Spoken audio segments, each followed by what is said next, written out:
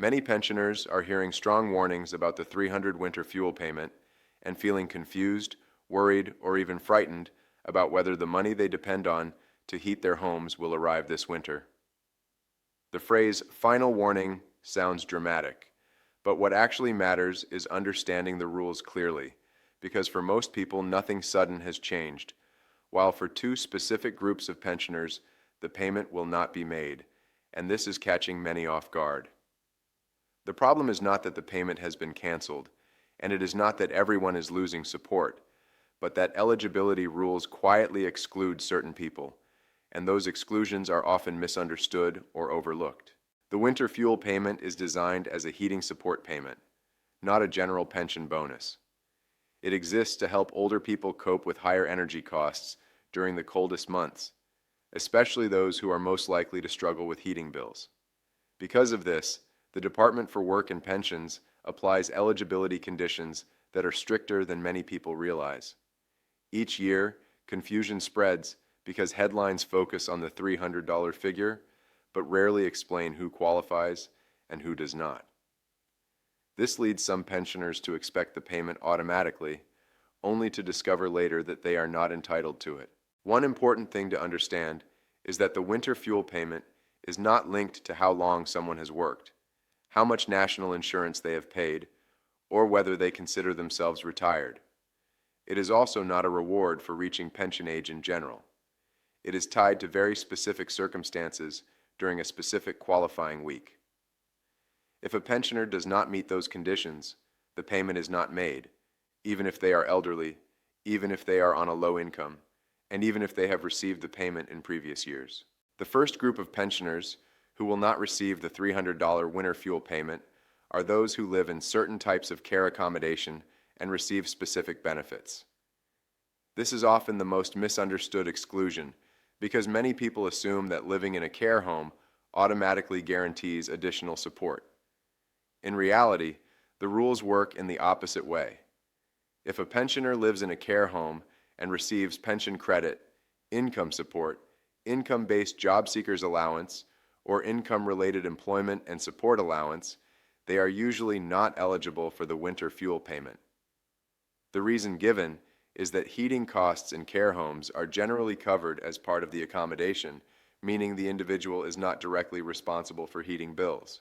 This exclusion often causes distress because some pensioners in care homes still feel the cold, still worry about winter costs, and still believe they should qualify. However, the payment is based on who is paying for heating, not who experiences the cold. Even if a resident believes the home is poorly heated or that the costs are indirectly passed on, the DWP considers the heating to be included, and therefore the winter fuel payment is not issued in those cases. What makes this more confusing is that not all care home residents are excluded. A pensioner living in a care home who does not receive the specific income-related benefits may still qualify. This difference is subtle but crucial. Two residents in the same building, both of the same age, may be treated completely differently depending on which benefits they receive. This is why some pensioners hear others talking about receiving the payment while they receive nothing, leading to the belief that a mistake has been made, when in fact it is the rule being applied. The second group of pensioners who will not receive the $300 winter fuel payment are those who are not considered eligible during the qualifying week due to age or residency status. Many people assume that once they reach state pension age, they will always qualify. This is not correct. Eligibility depends on being born on or before a specific date set by the government for that winter. Pensioners who have only recently reached state pension age may miss the cutoff and therefore receive nothing, even though they consider themselves fully retired and may already be receiving other pension-related support. This age cutoff changes gradually each year, but it still catches people out, particularly those who reach pension age close to the qualifying date. A person who turns pension age just days or weeks too late may receive no winter fuel payment at all, while someone slightly older receives the full amount. This feels unfair to many, but it is how the system has always operated. There is no partial payment and no discretion applied based on personal circumstances. Residency also plays a major role. Pensioners who live abroad, especially in warmer countries, are often surprised to learn that they are not eligible for the winter fuel payment, even if they paid UK national insurance for decades. The payment is intended to help with heating costs in cold climates, and the DWP applies rules based on where a person lives during the qualifying week. Those living outside the UK, or in certain countries with warmer average winter temperatures, may be excluded entirely. This is another area where misinformation spreads quickly. Some people believe that receiving a UK state pension guarantees access to all UK pensioner benefits, regardless of where they live. That is not the case.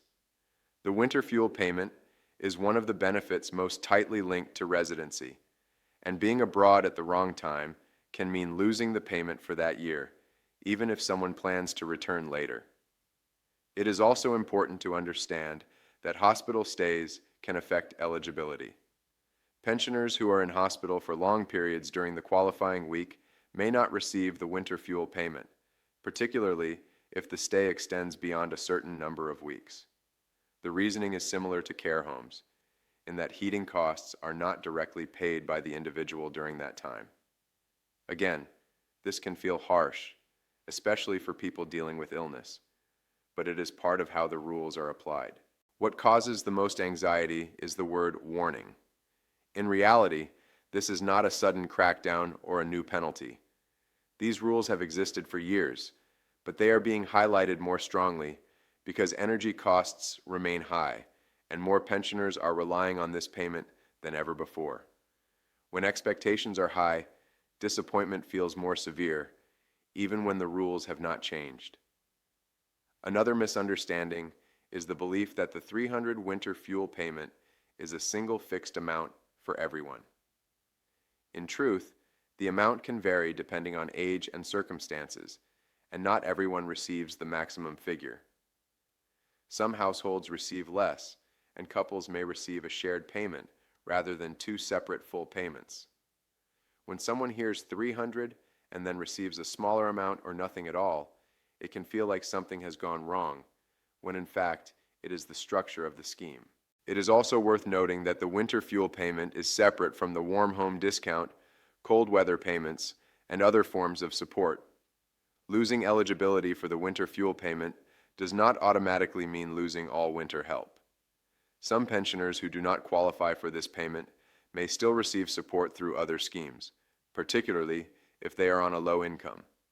However, these schemes have their own rules, and they are not automatic replacements. The DWP does not usually send detailed explanations when the winter fuel payment is not made. In many cases, no letter arrives at all, which leads pensioners to believe there has been an error or delay. The lack of communication adds to the stress and fuels rumors that payments are being quietly withdrawn. In reality, if someone does not meet the eligibility criteria, the payment simply does not appear. This is why it is important for pensioners and their families to understand these exclusions early, rather than waiting and worrying. Knowing that care home residency with certain benefits, age cutoffs, and residency rules affect eligibility can prevent weeks of anxiety and unnecessary calls to helplines. It also helps people plan their winter finances more realistically. There is also a broader issue behind this warning, which is that winter support is becoming more targeted rather than universal. The government increasingly focuses on directing payments to those it considers most in need, based on specific criteria. While this approach is intended to manage costs, it inevitably leaves some people feeling overlooked, especially those who fall just outside the eligibility lines. For pensioners who believe they have been wrongly excluded, it is possible to challenge a decision, but only if there is a genuine error, such as incorrect benefit information or residency details. Challenges based on fairness or hardship alone rarely succeed, because the winter fuel payment is governed by strict rules rather than discretionary judgment. This can be frustrating, but it is important to have realistic expectations. Families should also be aware that caring arrangements can affect eligibility.